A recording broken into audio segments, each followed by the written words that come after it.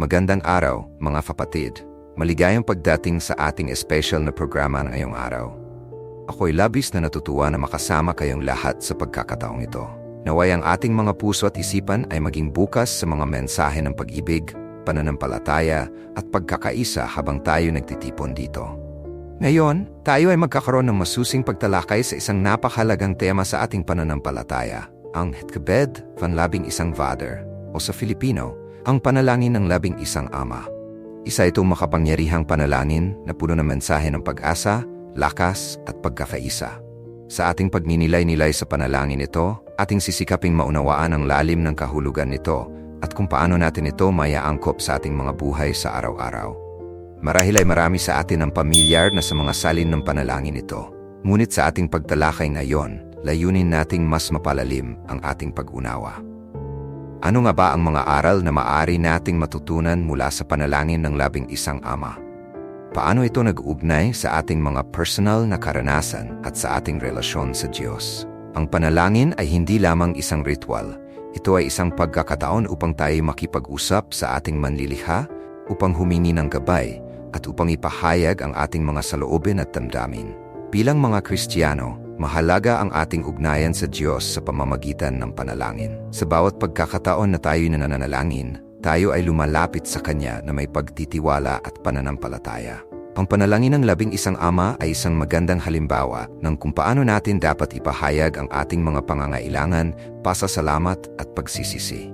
Ito rin ay isang paanyaya para sa atin na magbigay ng oras at espasyo sa ating mga puso upang magsalita sa Diyos na may katapatan. Sa ating pagtalakay, hinihikayat ko kayong huwag mag-atubiling magbahagi ng inyong mga saloobin sa comment section sa ibaba. Ano ang mga karanasan ninyo sa panalangin? Paano ito nakatulong sa inyo sa mga panahon ng pagsubok? Ang inyong mga kwento ay maaring maging inspirasyon sa iba, kaya't huwag mag-atubiling ipahayag ang inyong mga karanasan. Nais ko ring hikayatin ang mga hindi pa nakasubscribe sa ating channel na gawin ito. Sa pamamagitan ng pag-subscribe, kayo ay magiging bahagi ng ating lumalawak na komunidad ng mga mananampalataya. Makakasama ninyo kami sa mga susunod na talakayan at mga mensahe ng pag-asa at inspirasyon.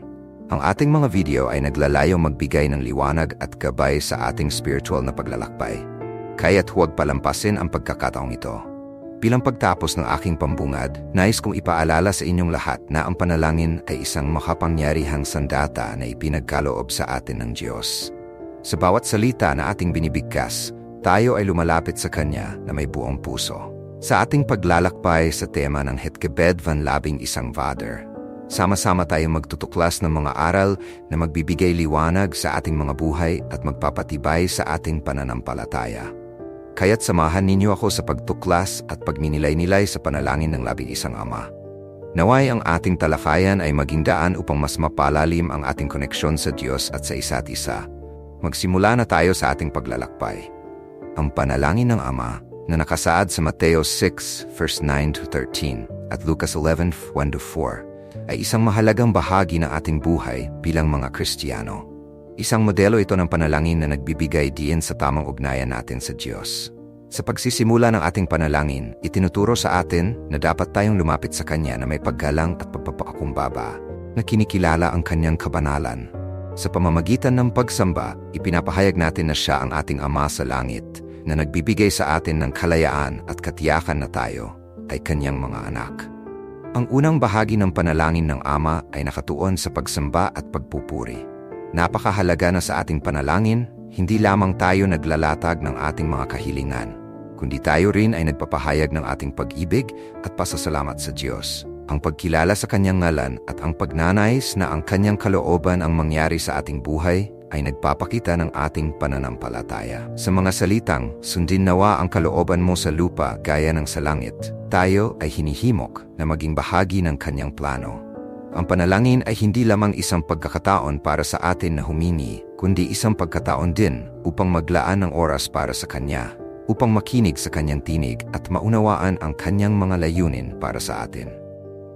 Sa Lucas 11:1-4, makikita natin ang kahalagahan ng pagkilala sa pangangailangan ng panalangin. Ang mga alagad ni Jesus ay humingi sa Kanya na ituro sa kanila kung paano manalangin. Ang kanilang tanong ay nagpapakita ng kanilang pagnanais na magkaroon ng mas malalim na koneksyon sa Diyos. Sinasalamin nito ang ating pangangailangan din bilang mga mananampalataya na magkaroon ng gabay sa ating pakikipag-usap sa Diyos. Ang panalangin ay isang proseso ng paghahanap at pag-unawa. Ito ay isang paglalakbay patungo sa mas malalim na relasyon sa ating tagapagligtas. Sa ating mga panalangin, dapat tayo maging tapat at bukas sa ating mga damdamin, mga pangarap at mga takot at hayaan ang Diyos na magbigay ng liwanag sa ating mga isipan at puso. Isang napakahalagang aspeto ng panalangin ay ang pagkakaroon ng kapayapaan. Sa Filipos 4:6-7, pinalalakas tayo na huwag maging nag-aalala, kundi ipagkatiwala ang lahat ng ating mga alalahanin sa Diyos. Ang tunay na panalangin ay nagdadala ng kapayapaan na hindi maipaliwanag, na nagmumula sa pagtitiwala sa Kanya. Ang kapayapaang ito ay nagbibigay sa atin ng lakas at kapanatagan kahit nasa gitna ng mga pagsubok. Sa mga pagkakataong tayo ay nalulumbay o nababalisa, ang panalangin ang nagiging daan upang tayo ay makahanap ng katahimikan. Ang pagsamba ay hindi lamang isang pahayag ng ating paggalang, kundi isang pagkilala sa Kanyang kapangyarihan at kahalagahan sa ating buhay. Ang pagkilala sa kalooban ng Diyos ay isa ring mahalagang bahagi ng panalangin. Sa talatang ito, itinuturo ni Jesus sa atin na ang panalangin ay hindi lamang tungkol sa ating mga hiling o pangangailangan. Sa katunayan, ang tunay na panalangin ay dapat na nakatuon sa pagtanggap at pag-unawa sa Kanyang kalooban. Dumating nawa ang iyong kaharian. Ang pahayag na ito ay nagpapakita ng ating pagnanais na ang mga plano ng Diyos ay may sakatuparan sa ating buhay at sa mundo. Ang pagkilala sa Kanyang kalooban ay nag-aanyaya sa atin na isuko ang ating mga sariling plano at maging bukas sa mga pagkakataong maaring hindi tugma sa ating mga inaasahan. Isang mahalagang aspeto ng panalangin na binibigyang diin sa Lucas 11:3-4 ay ang paghingi ng pang-araw-araw na tinapay at ang pagpapatawad sa mga nagkasala sa atin.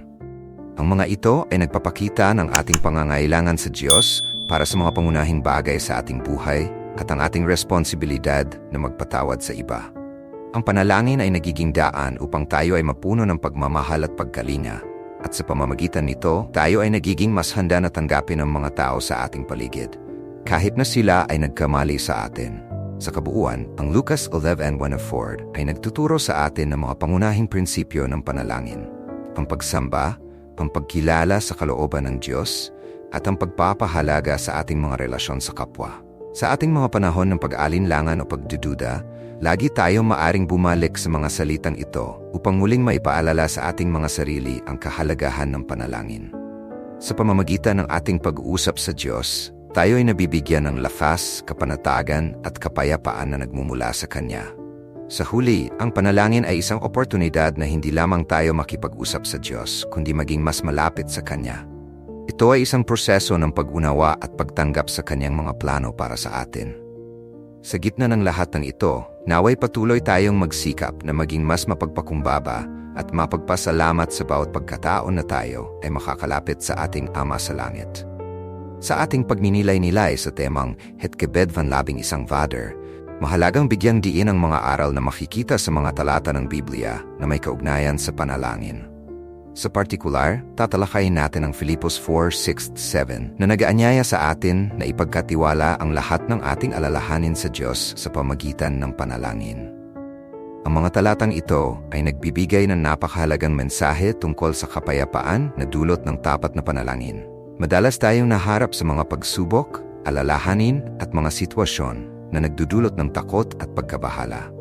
Sa mundong puno ng kaguluhan at hindi tiyak na mga pangyayari, ang mga alahaning ito ay tila napakarami at walang katapusan. Ngunit sa Filipos 4:6-7, may paalala ang salita ng Diyos na hindi tayo dapat mag-alala. Sa halip, hinihimok tayo na dalhin ang lahat ng ating mga alalahanin sa Diyos sa pamamagitan ng panalangin at pakiusap. Ang panalangin ay hindi lamang isang aktibidad. Ito ay isang pakikipag-ugnayan sa ating Amang Diyos na puno ng pagmamahal at malasakit. Ang pagbigay ng lahat ng ating alalahanin sa Diyos ay isang hakbang patungo sa pagtitiwala sa Kanya. Sa mga oras ng takot at pangamba, maaari tayong lumapit sa Kanya at isuko ang ating mga pasanin. Isipin natin ang isang bata na lumalapit sa kanyang ama upang humingi ng tulong. Sa ganitong paraan, ipinapahayag natin ang ating pagkilala na mayroon tayong ama na handang makinig at tumulong. Ang panalangin ay nagiging daan upang may pahayag natin ang ating mga damdamin, pangarap at takot sa Kanya. Sa pamagitan ng panalangin, na ilalabas natin ang ating mga saloobin at nagiging mas malapit tayo sa Kanya. Ang magandang balita ay hindi nagtatapos sa paghingi ng tulong. Ang Filipos 4:7 ay nagbibigay sa atin ng pag-asa at katiyakan. Sinasabi nito na ang kapayapaan ng Diyos na lumalampas sa lahat ng pangunawa ang siyang magbabantay sa ating mga puso at isipan. Isang napakagandang pangako. Ang kapayapaang ito ay hindi nakasalalay sa mga kalagayan sa ating paligid kundi sa ating relasyon sa Diyos. Kahit na ang mundo ay puno ng kaguluhan, maaari tayong magkaroon ng kapayapaan sa ating puso at isipan kapag tayo ay nagtitiwala at nananalangin. Ang kapayapaan ng Diyos ay isang biyayang hindi kayang ipaliwanag ng tao. Ito ay isang damdamin ng kapanatagan at katiwasayan na hindi nakasalalay sa mga pangyayari kundi sa ating pananampalataya sa Kanya. Sa bawat pagkakataon tayo ay nagdarasal, nagiging mas malalim ang ating koneksyon sa Diyos. At sa proseso, nagiging mas maliwanag ang Kanyang kalooban para sa atin. Sa panalangin, natututo tayong magpasalamat sa Kanya sa kabila ng mga hindi kanais-nais na sitwasyon. Ang pasasalamat ay isang susi sa pagkatanggap ng Kanyang kapayapaan. Sa ating mga pagkilos, mahalaga ring maunawaan na ang panalangin ay hindi isang one-way street. Ito ay isang pagkakataon hindi lamang para humingi kundi para makinig din.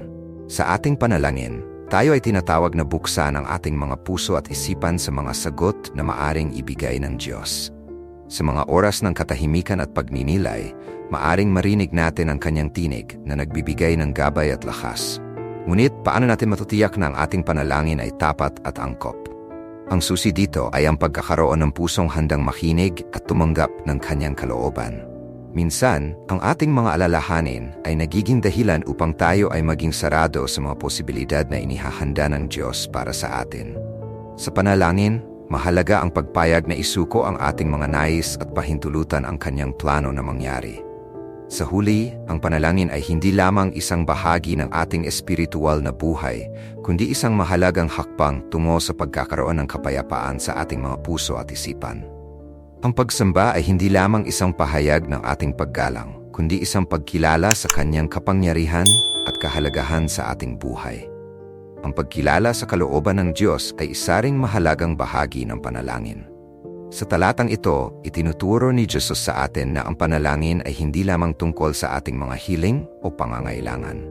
Sa katunayan, ang tunay na panalangin ay dapat na nakatuon sa pagtanggap at pag-unawa sa Kanyang kalooban. Dumating nawa ang iyong kaharian. Ang pahayag na ito ay nagpapakita ng ating pagnanais na ang mga plano ng Diyos ay may sakatuparan sa ating buhay at sa mundo. Ang pagkilala sa Kanyang kalooban ay nag-aanyaya sa atin na isuko ang ating mga sariling plano at maging bukas sa mga pagkakataong maaring hindi tugma sa ating mga inaasahan. Isang mahalagang aspeto ng panalangin na binibigyang diin sa Lucas 11:3-4 ay ang paghingi ng pang-araw-araw na tinapay at ang pagpapatawad sa mga nagkasala sa atin. Ang mga ito ay nagpapakita ng ating pangangailangan sa Diyos para sa mga pangunahing bagay sa ating buhay at ang ating responsibilidad na magpatawad sa iba.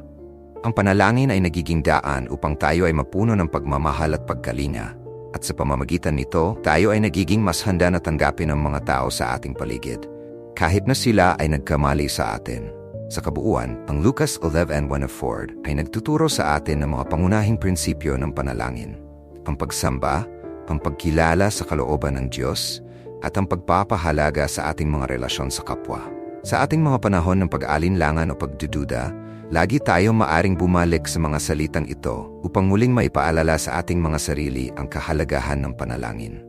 Sa pamamagitan ng ating pag-uusap sa Diyos, tayo ay nabibigyan ng lakas, kapanatagan at kapayapaan na nagmumula sa Kanya.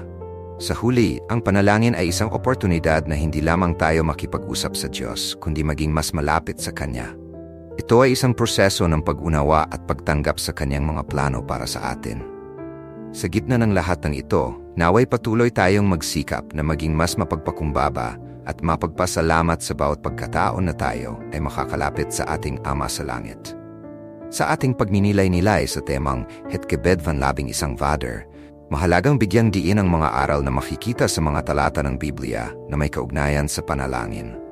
Sa partikular, tatalakayin natin ang Filipos 4:6-7 na nag-aanyaya sa atin na ipagkatiwala ang lahat ng ating alalahanin sa Diyos sa pamagitan ng panalangin. Ang mga talatang ito ay nagbibigay ng napakahalagang mensahe tungkol sa kapayapaan na dulot ng tapat na panalangin. Madalas tayong naharap sa mga pagsubok, alalahanin at mga sitwasyon na nagdudulot ng takot at pagkabahala. Sa mundong puno ng kaguluhan at hindi tiyak na mga pangyayari, ang mga alahaning ito ay tila napakarami at walang katapusan. Ngunit sa Filipos 4:6-7, may paalala ang salita ng Diyos na hindi tayo dapat mag-alala. Sa bawat pagkakataon na tayo ay lumalapit sa Diyos sa panalangin, tayo ay nagiging mas malapit sa Kanya at natututo tayong ipagkatiwala ang lahat sa Kanya.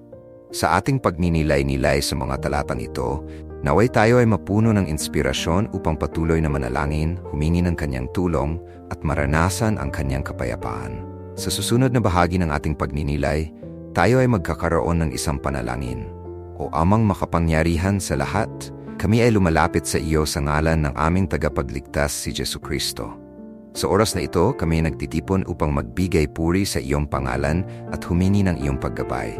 Sa bawat hakbang ng aming buhay, kami ay umaasa at nagtitiwala sa iyong mga pangako. Salamat sa iyong walang kondisyong pagmamahal na nagbigay sa amin ng lakas at pag-asa sa mga panahon ng pagsubok. Aming Diyos, sa aming pagninilay, naway maging maliwanag ang aming puso at isipan. Sa mga pagkakataong kami ay naliligaw ng landas, tulungan mo kaming muling maibalik ang aming pananampalataya at tiwala sa iyong mga plano. Ipinapanalangin namin ang mga tao sa aming paligid, mga kaibigan at kaanak, na maging matatag sa kanilang pananampalataya. Bigyan mo sila ng lakas upang harapin ang mga hamon at pagsubok sa kanilang buhay. Naway maging liwanag sila sa mga nasa dilim at maging halimbawa ng iyong pag-ibig. O Diyos, sa bawat pagdapo ng aming mga paa sa mga landas na minsang hindi namin alam, kami ay humihingi ng iyong gabay. Ituro mo sa amin ang tamang direksyon at sana ang aming mga desisyon ay magdulot ng kapayapaan hindi lamang sa aming sarili, kundi pati na rin sa aming komunidad. Sa mga pagkakataong kami ay nalulumbay at naguguluhan, naway maramdaman namin ang iyong presensya na nagbibigay ng kapanatagan at kagalakan. Aming Panginoon, kami ay nanalangin para sa mga leader ng aming bansa. Bigyan mo sila ng karunungan at malasakit upang makagawa ng mga desisyon na makabubuti para sa lahat.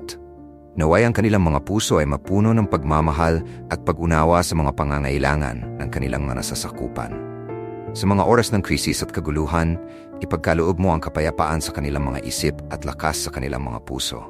Sa mga bata, O Diyos, kami nagtataas ng panalangin. Naway sila ay lumago sa iyong kaalaman at pagmamahal. Ihandog mo sa kanila ang mga pagkakataon upang matutunan ang mga aral ng buhay at maging mga mabuting tao sa hinaharap. Iligtas mo sila mula sa mga panganib at bigyan ng mga magulang at guro na gabayan sila sa tama.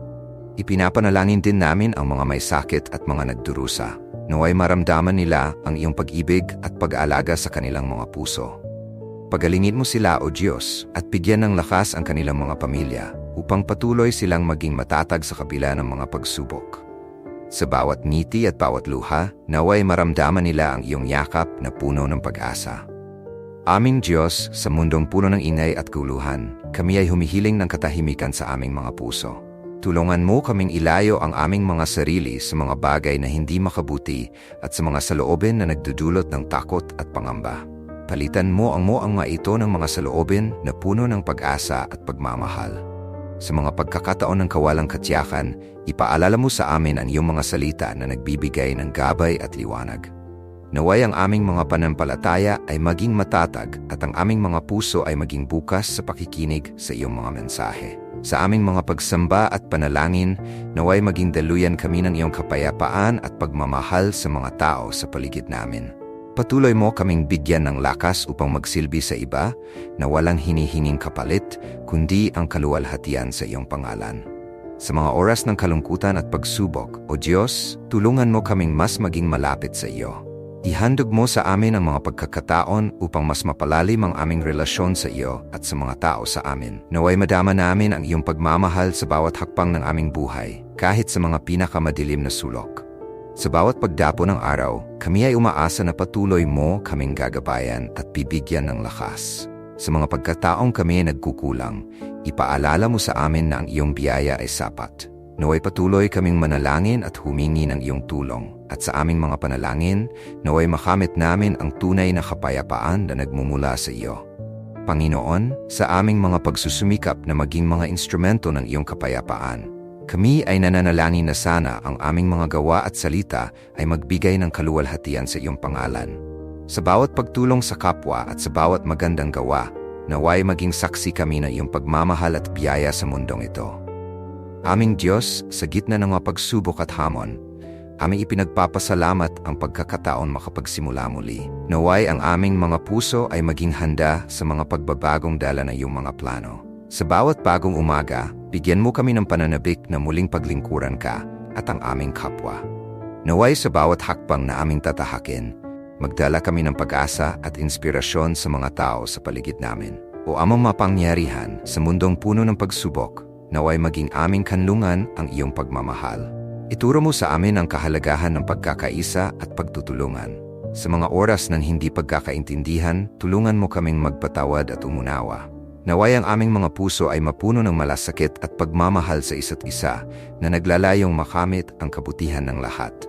Sa mga pagkataong kami ay nagkakaroon ng hidwaan, ipaalala mo sa amin ang mga aral ng kapayapaan at pagkakasundo na nakasaad sa iyong mga salita. Pinapanalangin din namin ang mga nasa paligid namin na nahaharap sa mga pagsubok ng buhay. Ang mga nawawalan ng pag-asa, naguguluhan at nalulumbay. Naway maramdaman nila ang iyong presensya sa kanilang mga buhay. Ipadama mo sa kanila ang iyong pagmamahal sa pamamagitan ng mga tao na iyong itinatalaga sa kanilang landas.